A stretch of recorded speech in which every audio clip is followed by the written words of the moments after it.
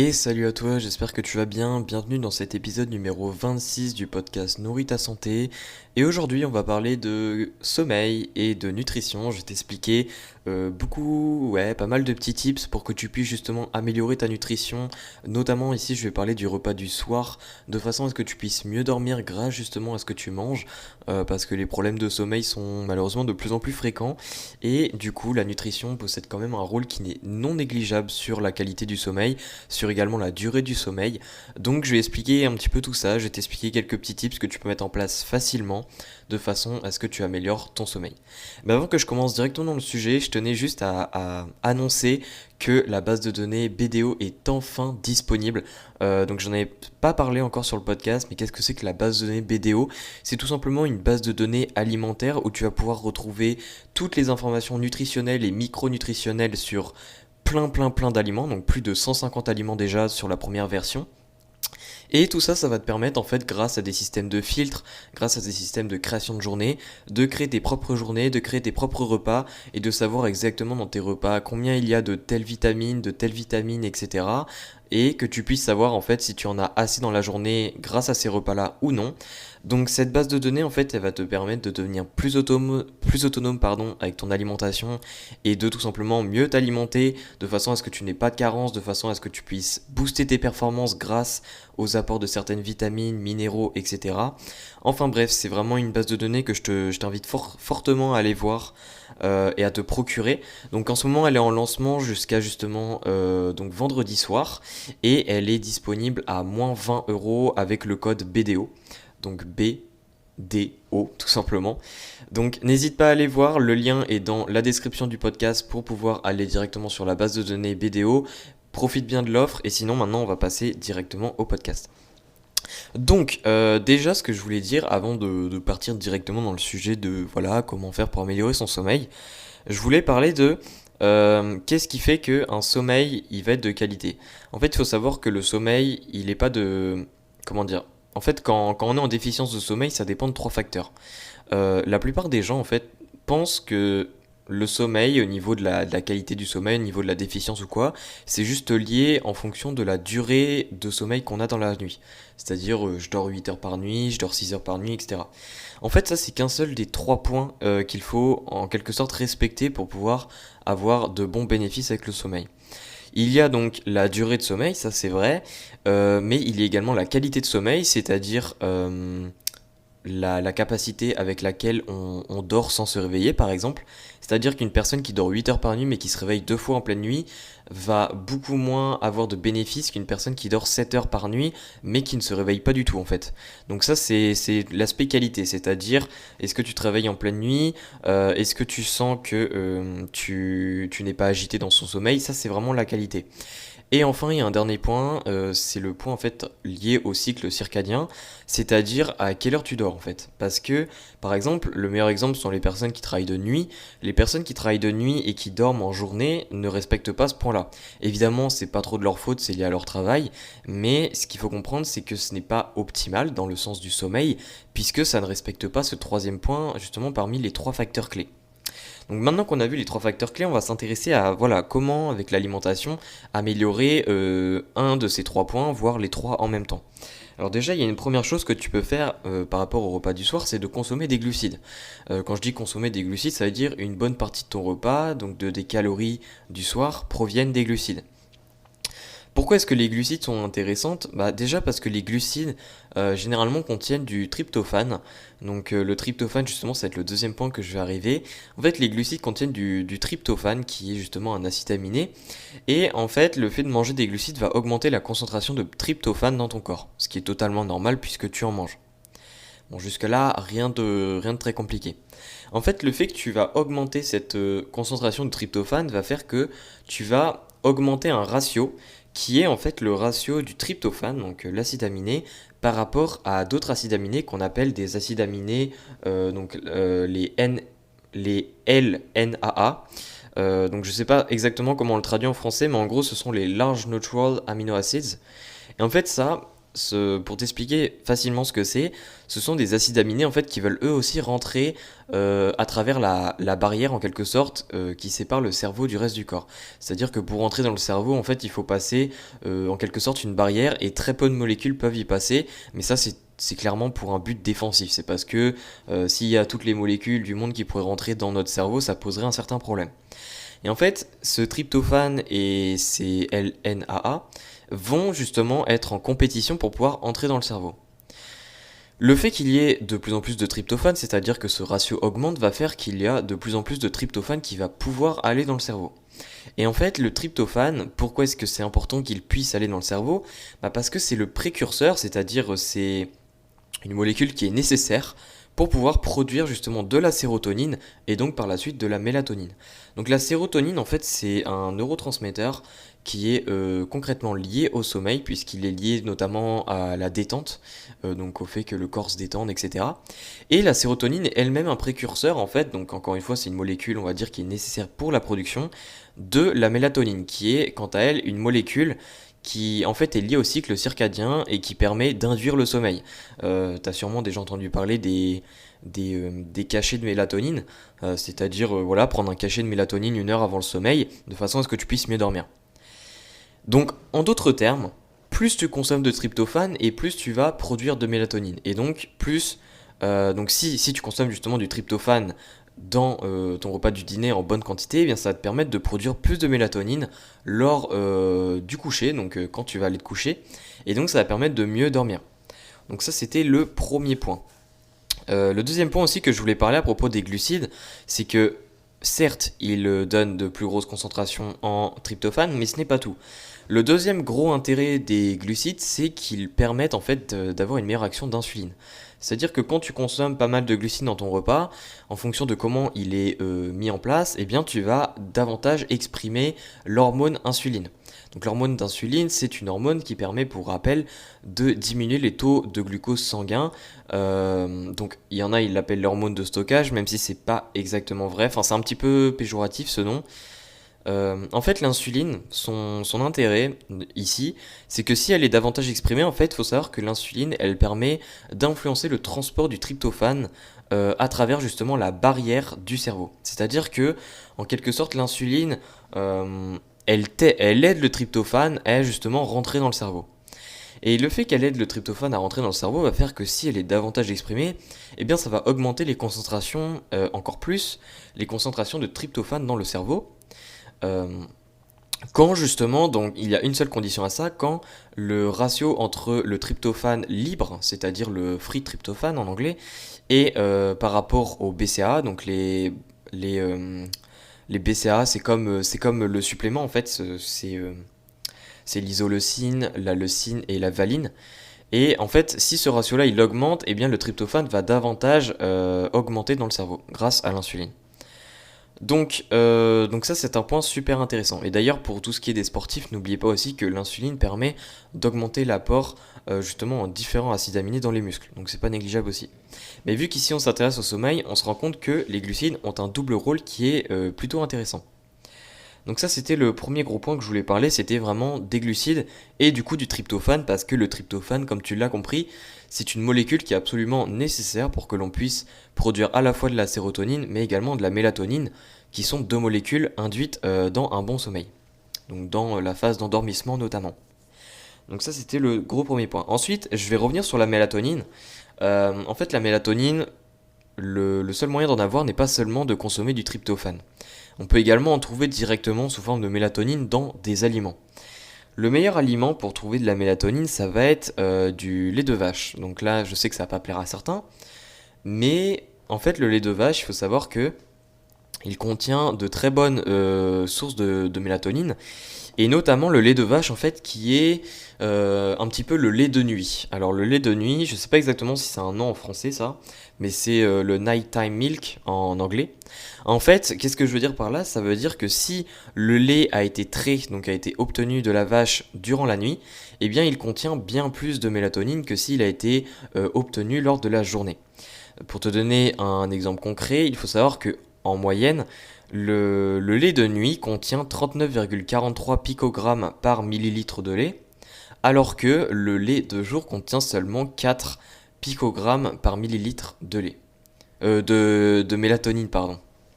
Donc en fait, on se rend compte carrément que c'est 9 fois moins, voire carrément 10 fois moins. Donc c'est une très très grosse différence. Et en fait, le fait que tu consommes du lait, donc bon, de préférence de nuit du coup, parce qu'il en contient beaucoup plus, va faire que si tu en consommes le soir, donc notamment avant de dormir, c'est pour ça d'ailleurs, peut-être que tes grands-parents, je ne sais pas, te parlaient d'une habitude qui était de boire un verre de lait avant de dormir. Je ne sais pas si c'était le cas pour toi, mais pour la plupart des gens, c'était le cas. Eh bien, en fait, c'était pas pour rien. C'est parce que le lait de vache contient justement de la mélatonine et en consommer juste avant de dormir va te permettre d'augmenter tes taux de mélatonine et donc de mieux t'endormir. Donc, la mélatonine n'est pas seulement présente dans le lait, elle est également présente dans d'autres aliments, mais très peu. Un autre aliment où il y a du lait, notamment ici pour peut-être les personnes qui sont véganes, c'est dans les cerises. Dans les cerises. Donc, les cerises sont relativement riches en mélatonine. Bon, les cerises contiennent également des composants antioxydants, donc des phytonutriments. Je sais plus comment on dit comme ça. Enfin, des phytochemicals, mais je sais plus comment on le dit en français. Les cerises peuvent être également une bonne source. Après, je pense que évidemment, tu vas pas te mettre à manger des cerises tous les soirs, bien sûr.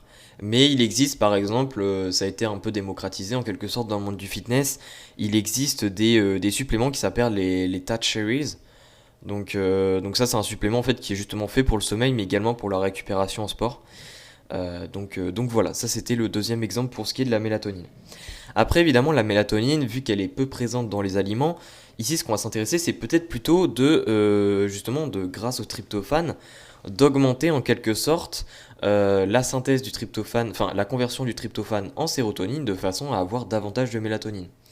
Il faut savoir que la sérotonine est également présente directement dans certains aliments. Par exemple, il y a le kiwi. Le kiwi, ça, c'est un aliment qui a pas mal de potentiel pour ce qui est du sommeil. Pourquoi? Eh bien, parce que déjà, le kiwi contient des antioxydants. Bon, les antioxydants, je ne vais pas en parler en détail dans ce podcast, mais les antioxydants ont certains rôles qui n'ont pas encore été totalement élucidés. Mais bon, déjà, il y a un rôle, c'est que tout simplement, les antioxydants permettent de combattre l'inflammation dans le corps. Donc l'oxydation notamment. Et en fait, l'oxydation peut avoir certains effets néfastes sur le sommeil, donc la qualité, mais également la durée du sommeil. Mais le kiwi, lui, contient également de très bons taux de vitamine B9, donc le folate, l'acide folique également. Et en fait, il faut savoir que la déficience en acide folique ou en folate est relativement fréquente parce que c'est une vitamine qui est qui est très sensible à la fois la chaleur mais également à la transformation, c'est-à-dire la transformation alimentaire, les procédés de transformation dans l'industrie agroalimentaire. Et du coup, si on est en déficience de vitamine B9, eh bien, il faut savoir que ça a été démontré que il y a de plus gros risques qui ont fait des insomnies ou qu'on ait le syndrome je ne sais plus comment on l'appelle ça en français, mais en fait c'est le syndrome du fait que quand on dort, je pense que si je te le dis directement, ça va peut-être te parler. Quand on dort, en fait, on a les jambes entre guillemets qui veulent bouger, on commence à avoir chaud aux jambes et on n'arrive pas à dormir parce que on a les jambes en fait qui sont chaudes, qui veulent bouger, etc. On n'arrive pas à se relaxer. C'est un petit peu ça. Et en fait, la déficience en folate est clairement liée à ça. Donc le fait qu'il y en ait de bons taux dans les kiwis permettent en partie de lutter contre cette déficience qui peut être possible. Mais le kiwi justement contient aussi de la sérotonine. La sérotonine qui est encore une fois le précurseur de la mélatonine. Mais bon, évidemment, tu vas pas te mettre à manger que des kiwis le soir, bien sûr. Donc ici, ce qu'on va s'intéresser, c'est ok, quand tu vas manger du tryptophane, euh, comment tu vas faire pour entre guillemets faciliter la conversion en sérotonine. Il faut savoir que le tryptophane, déjà, où est-ce qu'il se trouve? Parce que je t'ai dit que manger des glucides va te permettre d'augmenter les concentrations de tryptophane. Mais quelles sont les sources de tryptophane dans l'alimentation? Eh bien déjà, la meilleure source de tryptophane, une des meilleures, c'est le lait, encore une fois. Parce que le lait contient de l'alpha-lactoalbumine, et cette molécule en fait contient elle-même du tryptophane en de très bonnes quantités. Ensuite, il y a donc le poulet, il y a des œufs, il y a du poisson, donc tout ce qui est un petit peu viande et poisson. Ça contient du tryptophane parce que ça contient des acides aminés et les sources animales sont relativement complètes en acides aminés, donc ça contient du tryptophane. Après, tu peux également retrouver dans certaines sources végétales, comme par exemple des légumineuses, également des cacahuètes, donc légumineux, je parle plutôt des haricots ici. Tu peux également en trouver dans les noix de courge, pas les noix de courge mais les graines de courge, pardon. Et aussi en des quantités raisonnables dans les légumes à feuilles vertes. Et tu peux également en trouver dans tout ce qui est fromage. Donc il y a pas mal de sources, le tryptophane, c'est pas un acide aminé très très compliqué à avoir. Mais en fait ici ce qui est intéressant c'est plutôt d'en consommer en bonne quantité ou du moins de choisir justement des sources de tryptophane. Peut-être au moins une bonne source de tryptophane pour son repas du soir, de façon à en avoir une quantité très raisonnable. Donc en fait, une fois que tu as tes bons taux de tryptophane, ici ce qu'on va s'intéresser, comme je te l'ai dit, c'est d'augmenter la conversion en sérotonine pour justement augmenter après la conversion en mélatonine. Ici, il y a plusieurs nutriments qui sont nécessaires pour parvenir à cela. Déjà, le premier nutriment qui peut être très intéressant, ou du moins qui est nécessaire pour cette conversion de tryptophane en sérotonine, va être la vitamine B6, qu'on appelle aussi la pyridoxine. Savoir que la vitamine B6 contient d'autres formes, mais la pyridoxine est la forme en quelque sorte active, ou du moins la forme principale. En fait, donc, avant de parler concrètement de la pyridoxine, je vais parler d'un autre nutriment, ça va aller mieux en quelque sorte dans l'ordre. C'est justement encore une fois le folate, donc la vitamine B9. La vitamine B9, comme je te l'ai dit, ça va éviter tout ce qui est insomnie, tout ce qui est syndrome des jambes, là, le truc comme ça, je sais plus le mot après. En fait, la vitamine B9, elle déjà, qu'est-ce qu'elle va permettre? Eh bien, en fait, une certaine forme de vitamine B9, je vais complètement te passer le nom parce que c'est un nom chimique qui est très très long. Je pourrais le dire, mais c'est très très long. Enfin voilà, c'est pas utile. En fait, une forme de la vitamine B9 va permettre justement d'augmenter une coenzyme qui permet justement, en fait justement de soutenir une enzyme qui permet elle-même de convertir le tryptophane en 5-HT. Donc 5-HT. En fait, le 5-HT, c'est une abréviation encore une fois, d'un nom farfelu chimique. Et en fait, cette 5-HT, c'est en quelque sorte la molécule qui précède la véritable molécule de sérotonine. C'est en quelque sorte... comment dire? C'est par exemple, tu vois, il y a plein de molécules, c'est comme ça. Par exemple, il y a la chlorophylle, tu vois, bah, il existe la prochlorophylle. Il y a aussi le collagène, il existe le procollagène. En fait, tout ça, les pro-machins là, eh bien, ce sont des molécules qui précèdent la molécule active. Mais en fait, la 5-HT, c'est un petit peu pareil, c'est une molécule qui précède la sérotonine. Donc en fait, en quelque sorte, la vitamine B9, elle est nécessaire pour justement obtenir cette 5-HT. Et justement, la pyridoxine, donc la vitamine B6, elle, va permettre, grâce à un acide aminé, donc au fait qu'elle fait une réaction avec un acide aminé, va permettre justement d'augmenter la vitesse à laquelle le 5-HT va se convertir en sérotonine. Donc en fait, la vitamine B9 et la vitamine B6 à L2, enfin à E2 plutôt, c'est un peu bizarre ce que j'ai dit, vont permettre justement de transformer le tryptophane en sérotonine. Ensuite, il y a une autre vitamine qui est aussi intéressante de consommer en bon taux, c'est la niacine. Donc la niacine, on l'appelle parfois la vitamine B3, bon c'est encore un petit peu un débat cette histoire-là, mais la niacine est nécessaire elle aussi pour justement amener des effets sur le tryptophane qui permettent justement une meilleure conversion de celui-ci. Donc ça c'était le troisième nutriment également. Donc comme tu l'as compris, je vais rappeler, pour optimiser une bonne conversion de tryptophane en sérotonine, il faut que tu évites la carence en vitamine B6, en vitamine B9 et en vitamine B3. Donc quand je dis éviter la carence, le mieux c'est que tu aies des taux relativement bons. Il faut savoir que la vitamine B9 elle est très très très importante si tu es enceinte. C'est la vitamine de la femme enceinte, on l'appelle généralement. La vitamine B6 par exemple, celle-ci tu peux en retrouver dans les bananes, c'est généralement connu, cette source-là. Après la niacine, ça tu peux en trouver. Donc la niacine, il faut faire attention parce que dans les céréales, donc dans tout ce qui est graines, etc., eh bien tu vas trouver une forme de niacine, donc la niacitine, qui est une forme justement que notre corps ne peut pas absorber correctement. Donc la niacine, tu la trouveras, fais attention, tout ce qui est source céréales, c'est pas forcément ouf, donc tu la trouveras peut-être dans tout ce qui est source animale, c'est peut-être mieux pour ce côté-là. Donc voilà. Et je voulais aussi finir pour ce podcast avec un autre nutriment que je trouve assez intéressant de parler, ça va être le magnésium. Donc là déjà pour rappel, on a parlé des glucides le soir, ça c'est très important. Ça te permet à la fois de permettre un bon taux de tryptophane, mais également d'avoir une bonne action de l'insuline pour justement permettre au tryptophane d'entrer dans le cerveau et donc de se transformer en sérotonine, parce que le tryptophane, s'il rentre pas dans le cerveau, il peut pas devenir de la sérotonine. Donc ça c'était le premier point. Ensuite on a parlé du coup du tryptophane, comme je l'ai dit, on a parlé de la mélatonine, et on a parlé de la sérotonine et donc en quelque sorte des vitamines nécessaires pour justement permettre une bonne conversion de tryptophane en sérotonine. Et là le dernier que je voulais parler c'était le magnésium. Donc le magnésium c'est aussi généralement le cas que des personnes conseillent d'en prendre avant de se coucher. C'est pas pour rien. En fait le magnésium lui il a deux actions qui sont assez intéressantes par rapport au sommeil. Déjà, la première, c'est que c'est un agoniste, c'est-à-dire qu'il aide en quelque sorte le GABA. En fait, le GABA, c'est un neurotransmetteur dans le cerveau qui permet de relaxer le corps. C'est-à-dire que c'est un neurotransmetteur inhibiteur, on appelle ça. C'est-à-dire en fait qu'il inhibe l'action des neurones et donc en quelque sorte qui dit au cerveau calme-toi, tu vois.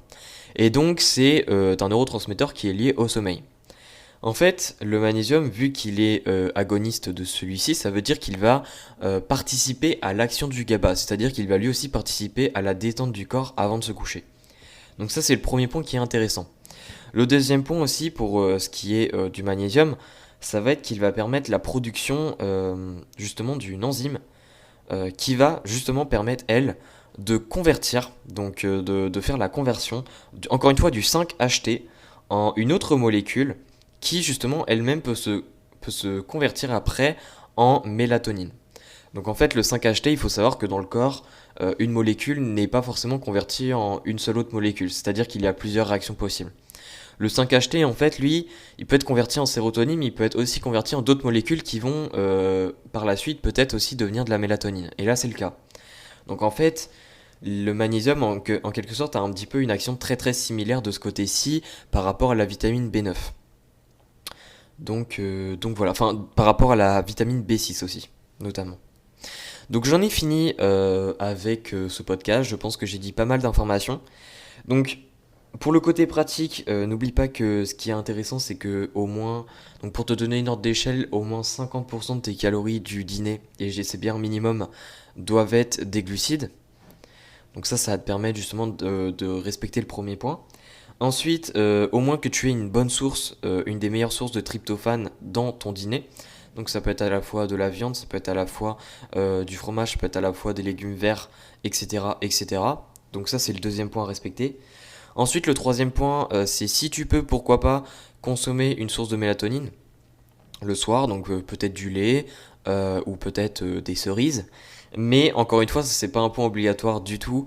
Si tu peux pas, eh bien à la place, essaye d'avoir de bons taux, notamment au dîner, en vitamines B6, B9 et B3, pour justement permettre une meilleure, enfin pour booster en quelque sorte la conversion de tryptophane en sérotonine et donc par la suite en mélatonine. Comme ça au moins ça te permettra d'optimiser tes taux de mélatonine pour la nuit. Et enfin, c'est d'avoir un bon taux de magnésium sur la journée. Ça va te permettre de supporter justement l'action de la mélatonine en permettant un rôle agoniste avec le GABA, mais également en permettant une meilleure transformation du 5-HT en une molécule qui peut elle-même se transformer en mélatonine. Donc bien sûr, ça ce sont des tips relativement intéressants à respecter. Un point que je voulais aussi dire, c'est bien si tu arrives à respecter ces points-là, mais encore une fois, il faut aussi que tu évites certains points qui peuvent endommager le sommeil. Je pense notamment à la cigarette, je pense notamment à la caféine qui est trop proche du sommeil, etc., etc. Donc il y a pas mal de points aussi à respecter de ce côté-là, mais ça je pense que tu es relativement au courant. Donc n'hésite pas à m'envoyer un message, à me faire un retour sur cet épisode s'il t'a plu, à mettre 5 étoiles si tu peux mettre 5 étoiles sur cette plateforme, si tu peux noter tout simplement. Et puis encore une fois, n'hésite pas à aller voir la base de données BDO qui est maintenant disponible et qui est actuellement en offre de lancement jusqu'à vendredi soir. Et puis on se dit à la prochaine pour un prochain podcast. N'hésite pas d'ailleurs à me proposer pourquoi pas un sujet de podcast, d'épisode en m'envoyant un message sur Instagram. Et puis moi je te dis à la prochaine, je compte sur toi pour mettre tout ça en pratique et je te dis ciao.